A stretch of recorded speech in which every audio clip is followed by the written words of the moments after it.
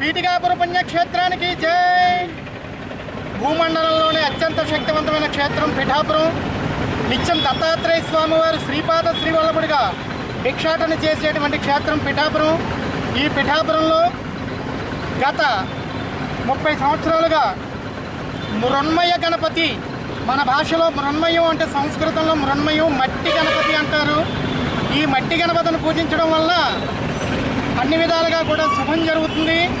ఒక పర్యావరణ పరిరక్షణకే కాకుండా మన యొక్క ధర్మం, మన యొక్క సనాతన ధర్మం ప్రకారం పార్వతీదేవి ఏ విధంగా మృన్మయ గణపతిని తయారు చేసింది, మృన్మయాన్ని పూజించడం వల్ల ఎటువంటి శుభాలు జరుగుతాయి అని చెప్పి ఈ యొక్క మట్టి గణపతిని పిఠాపురంలో గత 30 సంవత్సరాలుగా భక్తులందరికీ కూడా ఉచితంగా వితరణ చేయడం జరుగుతోంది.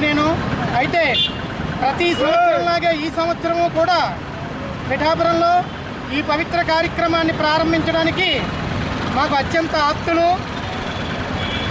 ఏ మంచి పనైనా ముందుండి నడిపించేటువంటి మా యొక్క ఆధ్యాత్మిక సేవాపరులు రాచమల్ల నారాయణరావు గారు తమ్ముడు గారు, రాచమల్ల వెంకటరావు గారు, అదేవిధంగా మా యొక్క సూరిబాబు గారు, మా శ్రీనివాస్ గారు, ఇతరత్ర ప్రతి ఒక్కరూ కూడా ఈ యొక్క కార్యక్రమాన్ని సహకరించారు.